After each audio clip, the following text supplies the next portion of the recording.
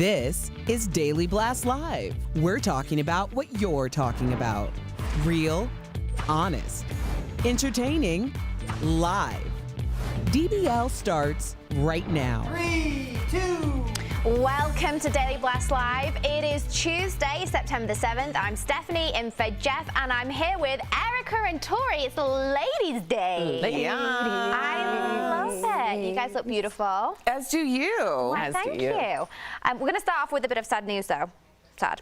So we've got tributes that are pouring in for actor Michael K. Williams, who passed away just yesterday. Michael was found dead in his apartment in Brooklyn of a suspected drug overdose, and he was only 54 years old. Michael rose to fame playing Omar Little, the streetwise robber of drug gangs on The Wire, and also starred in Boardwalk Empire.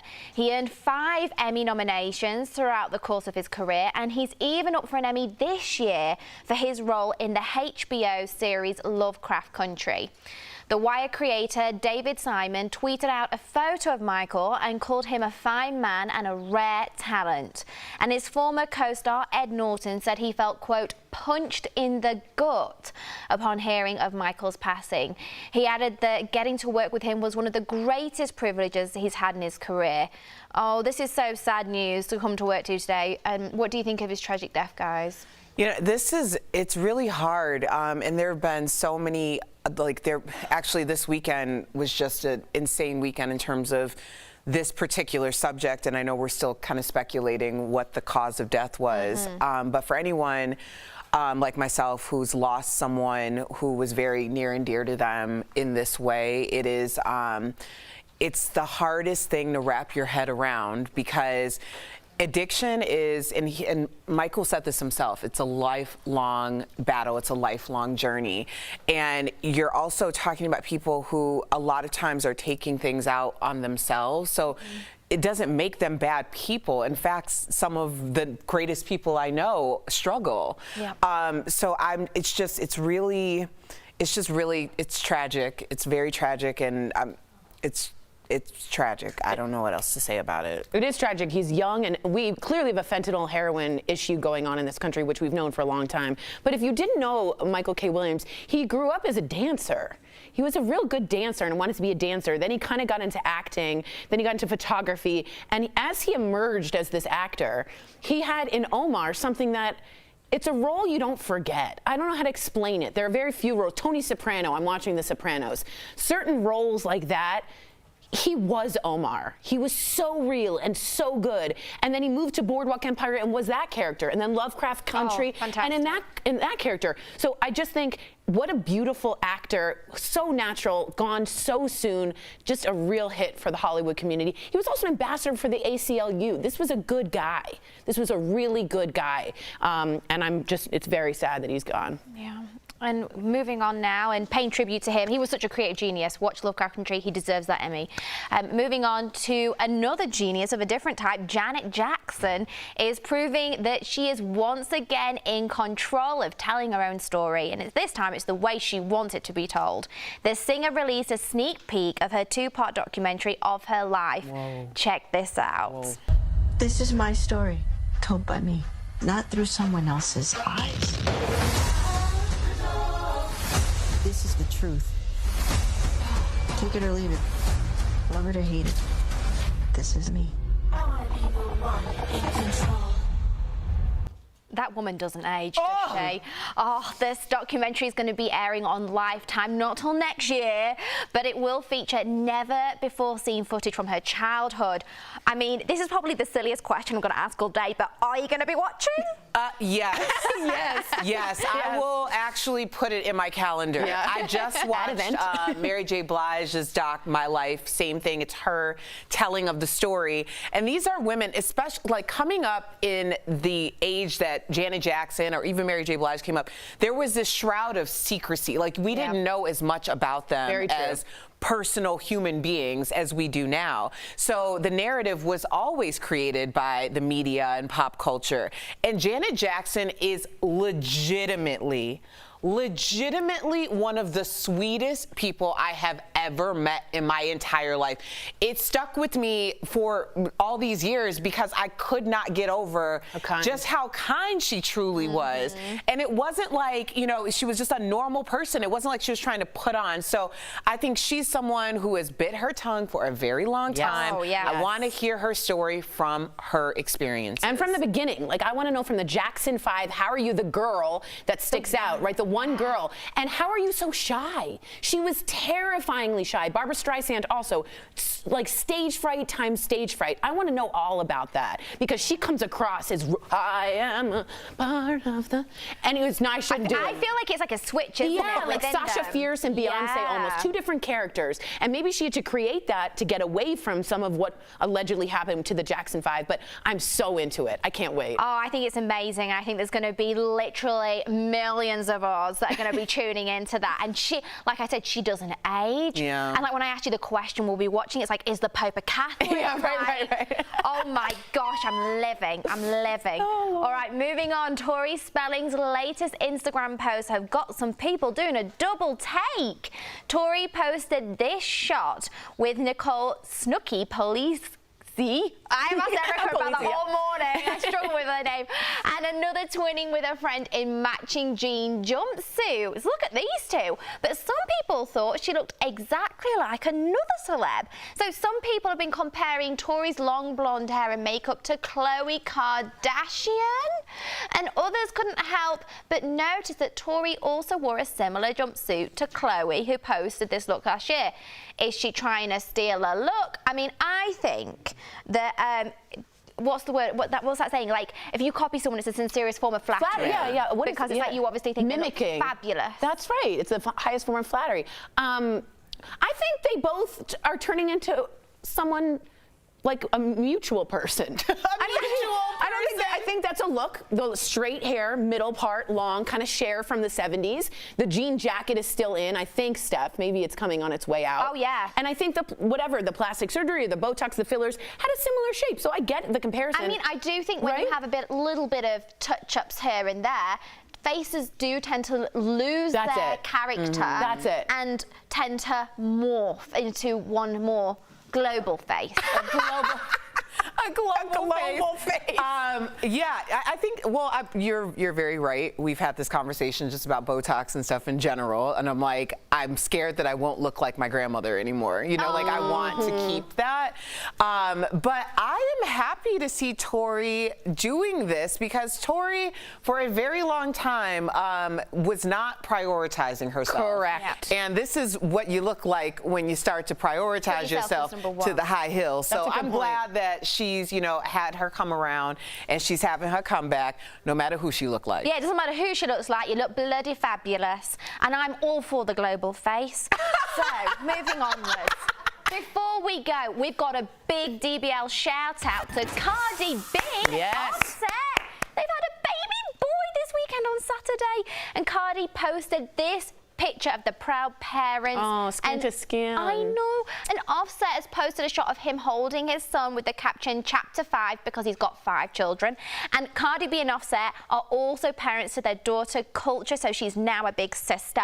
And I just love that they're casually giving birth on a Louis Vuitton bedsheet. Did you see that too? If you go Of back course to I saw that. I was like, that Louis Vuitton blanket is not there, not on purpose. That's fantastic. Oh, yeah. That blanket was like worth more than everything else in that room. It's true. Oh my gosh, did you Put see that? together. If you look at, like, I think she's got a Fendi headscarf on too. I'm just like the levels there are. Oh no, it's not Fendi. Sorry, my eyes. Probably is. Who knows? She looks fabulous. If I could only dream of giving birth and looking like that. She looks great. She does. She does. I was agreeing with you. All right, okay. I'm just checking. I was like, okay. Coming up on DBL, we've got an interview with Olivia Munn. She's telling us all about her new crime thriller and Jessica Chastain's steamy red carpet moment. We're all talking about it, and we'll explain what the buzz is about. It's drama. It's good. Drums. Closed captioning provided by... You're so cute. Hey, let me ask ask a question. She is our fashionista here. Is the jean jacket jumpsuit in, Steph? Or, you know what I'm talking about? I think it looks really cool. I think any kind of jumpsuit is really fun. Oh, I'm here for the 70s. Yeah. I love the 70s. Anything, I think, obviously I'm very biased because I do really like ABBA, but I think anything ABBA 70s Studio 54, Cher, I think that vibe is going to be really big, especially coming up to like award season, like January time and Christmas. Did you see Zendaya on the red carpet in Venice with the purple? Very Studio 54. I first saw her in the wet look. Oh, the wet look. Which Kim tried to do at the Met Gala and failed, but this no, one, she did not. I know, but how good does Zendaya look? Fantastic. No, Zendaya looked fabulous as well. Zendaya never, ever gets it wrong. I don't understand. Ever. And she wore a purple like tube, really tight, her whole torso showing, and then kind of a Cher with a poof 70s and a curly hair. She's killing it. I think we all have a decade that we gravitate towards. That's interesting. We were talking about this weekend. Like, my husband and I are very we'll do like more of like a 70s type theme. Like, that's their theme song. Because I think it's also the attitude. Like, there's this irreverency, you know, like where it's like, you know, glam and Power couple. fashion, and, you know, all that stuff. But it's like, you do it just because you want to, not because like you care what anybody else thinks. I do 60s because I get to wear short skirts and boxy tops because that's that mod look, and that's better for me. I also love the protests.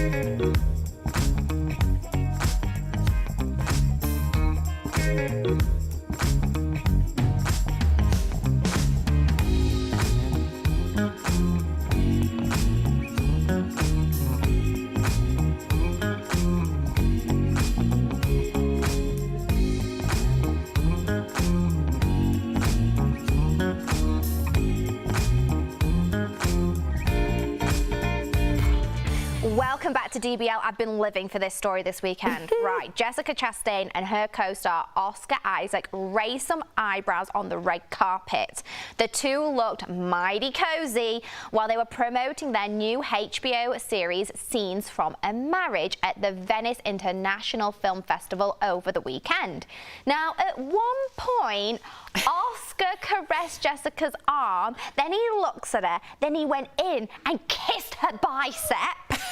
And a lot of fans could not get over how flirty they were, especially because they're both married with kids to obviously other people. But it appears that Jessica is in on the joke. She posted this pic of Gomez Adams kissing Morticia's arm along with September the 12th, the date the series premieres.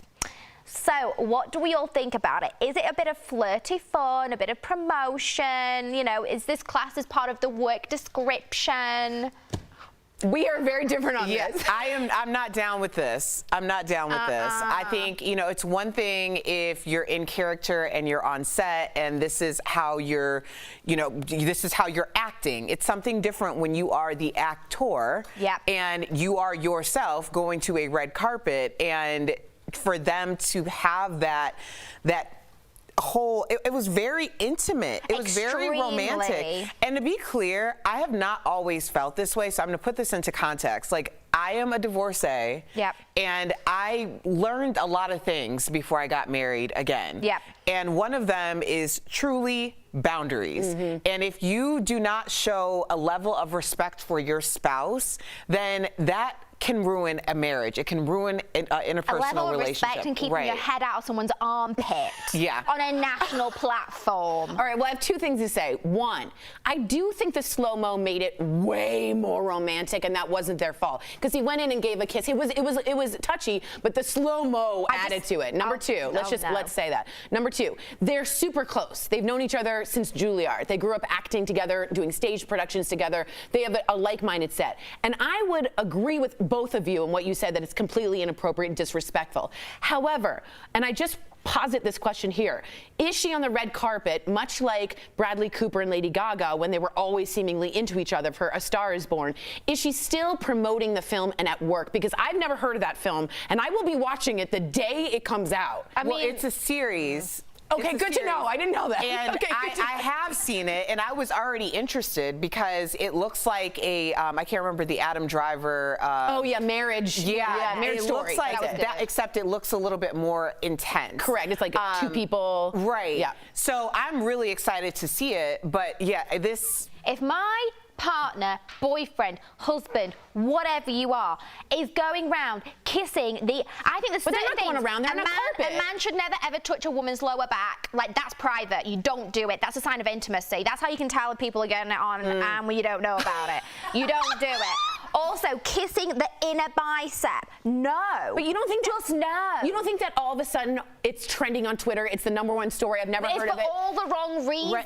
Is it? Or are they promoting it for the right reasons and they've actually done their job and understood the assignment? Well, here's the thing. You can understand the assignment, but you might also be compromising something that should be far more important to you both can be than true. understanding an assignment for a series. Like, I mean, I get it. Like, you want it to be successful, and this is her career and his career, but at the same time, you're married forever. Well, that was the point, you know, like you did say that. You didn't vow to be with your co-host or co-star forever and ever. Those are two totally different things, so you make a choice. The only assignment I understood is the divorce papers that are going to be coming through by the end of that season.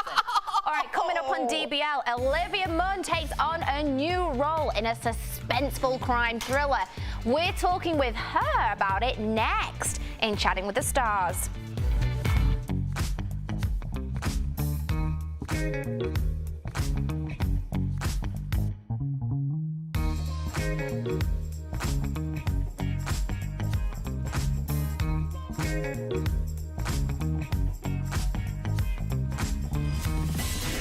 Scientists created the COVID-19 vaccines in record time. So why is it taking so long to get a COVID shot for kids? Let's connect the dots. The biggest challenge is figuring out the right dosage for kids. Different age groups likely need different doses. That's time consuming. Pfizer and Moderna are both in the middle of clinical trials. They still need to analyze all of their data. That could take up to 6 months, which is 3 times longer than they took with the other COVID vaccine. Before the FDA issues emergency approval, they do their own deep dive. Officials look at individual reports from every single child in the trials to make sure it's safe. Experts estimate a vaccine for kids 5 to 11 could be ready by early winter. And that is connecting the dots.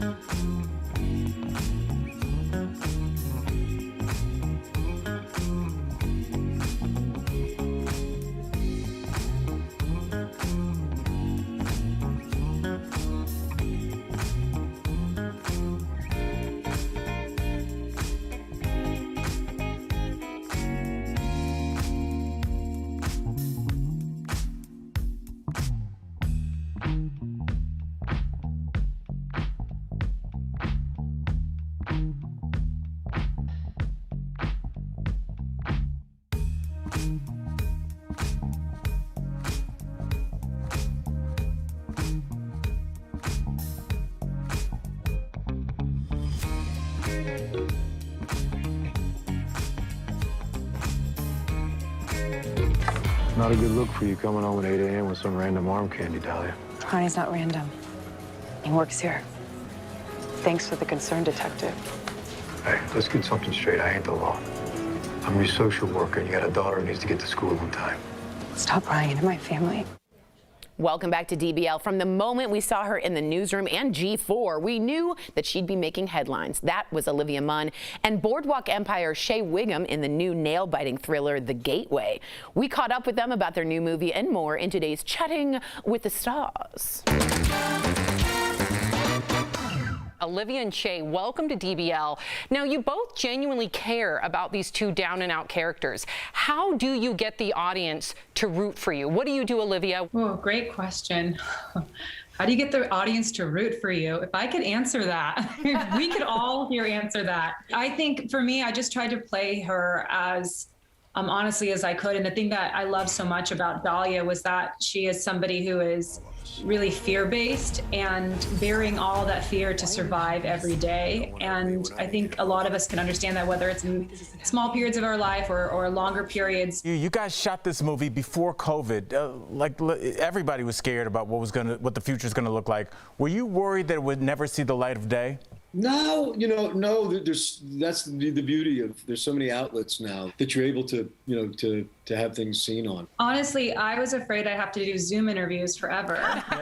But then I was like on the very last tail end of anybody realizing I had I was looking down on my laptop. I had like no light, and I was like, it was a year into the pandemic, and I'm watching everybody else like looks so great. I was like, I'm never gonna get this. How do people look so great? I think everybody's a professional lighting and de facto green screen expert at this point. Yeah. We all had to order our own ring light. The ring light. Yes, that was the what ring changed light. it for me. I look like a troll. I have two right now. Nice. Oh, the double ring light. Oh, all right, you got she's an to. expert. Shay, I wanted to ask you this. In the film, Bruce Dern, of course, Laura Dern's father, plays your dad. Just what was it like as an actor working with like Hollywood legends? I'd seen him going back to all the Gunsmoke days, to King of Marvin Gardens with Nicholson, to the John Wayne films, and we talked about all of it. Wow. We'd sit around and really pepper him. Yeah, not to be that guy, but a lot of the younger generation, they don't sit there and take the time with a cat like this. Like, this guy has been through the wars. He's done 190 film and television pieces before. So cool. I know. So Olivia, something that I wanted to bring up, because I think that this is just very admirable of you, and I want our viewers to know this. You worked very hard amidst the pandemic, finding shelter pets a new home during lockdown. Can you talk a little bit about that? And is there any way that our viewers can help? Oh, thank you so much for bringing that up, and thanks for noticing. They're a little bit of a lot of things, but they're all pure love. When there was a huge shutdown in our country, also people started shutting down shelters, and that meant that a lot of animals that didn't have a home were getting euthanized. So it was really important that people, if they could, open up their homes and foster dogs. And what we were finding was that not only was it saving the dogs' lives, but it was like helping a lot of kids and families and people, giving them a purpose of something to do every day. So it was amazing to see that in the pandemic, so many people were thinking about how they can save an animal in need. Unbelievable. Okay, so to our viewers, because we are out of time, unfortunately, you guys have to watch their new movie, The Gateway. It's an escape we all need. Yes, Thank you so absolutely. much, Shay and Olivia. We appreciate you both. Congratulations on the film. Mazel tov. We'll be right back. Bye, guys. Thanks, guys. Promotional consideration is brought to you by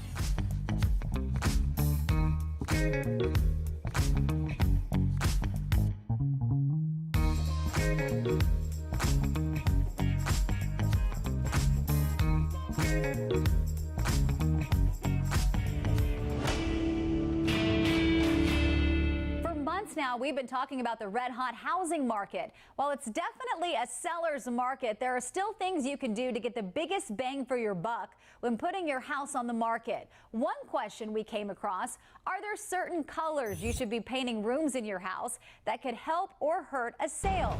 Let's verify. Our sources are Zillow and local realtor David Hoffman.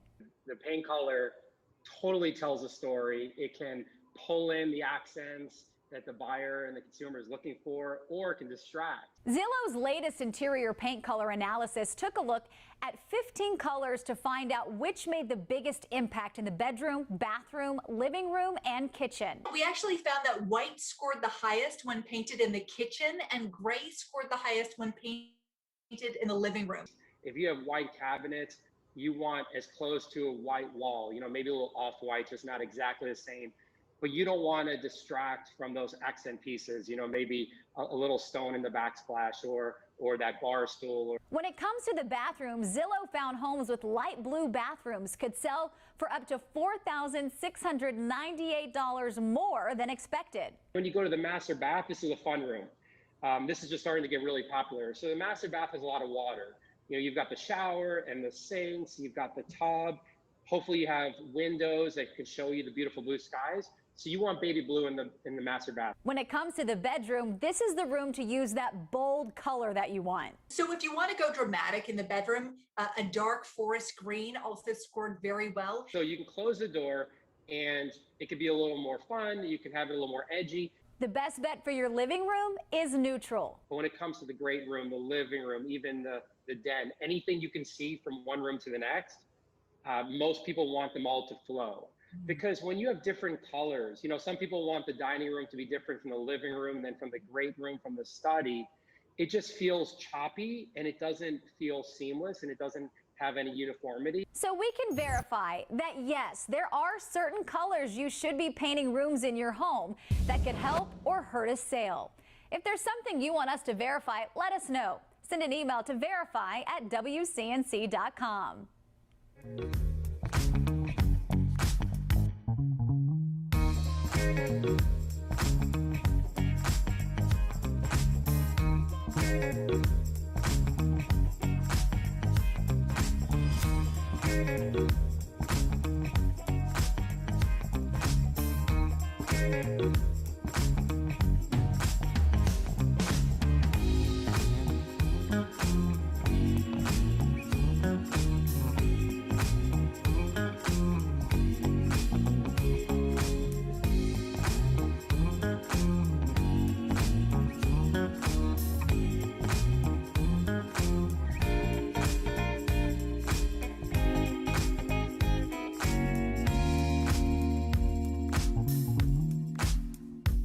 Welcome back to DBL. Megan Fox didn't hold back on a recent Instagram post. So she and her boyfriend, Machine Gun Kelly, recently posted an exchange on Instagram that left very little to the imagination. She shared pics of herself posing by a dining room table, fairly innocent, and then wrote, quote, "When I tell you that the table at this Airbnb saw some things." And then MGK replied, quote, "I'm really glad that's not our table anymore." I mean, does it make you think twice about staying over at a hotel or an Airbnb? You should be thinking twice. You should absolutely be thinking twice. All the time. What do you think people do in hotels and Airbnb? But not the table, the kitchen table. It's a surface. Yeah. What? I'm just saying, any surface is suspect to me. Do you walk into an Airbnb and Lysol? Are you someone who does that? I will, especially for like the kitchen table and stuff. You will? Yes, I will go in, I'll clean down the countertops, the kitchen table, all of that before I actually put food on there. Yeah, for sure. I've never done that. I've never done that. Y'all. And also, don't drink out of those coffee cups because you know they clean them in the sink. Wait, What do you mean they clean them in the sink? You mean they just rinse them real quick? They rinse them in the sink. Oh, they don't like dishwash and get in there. They're rinsing it off, sticking it over. I'm just telling y'all. Have you ever come back when you have service in the room? Your mugs are in the sink every time. Yeah. Win you every day. We'll see you tomorrow. Good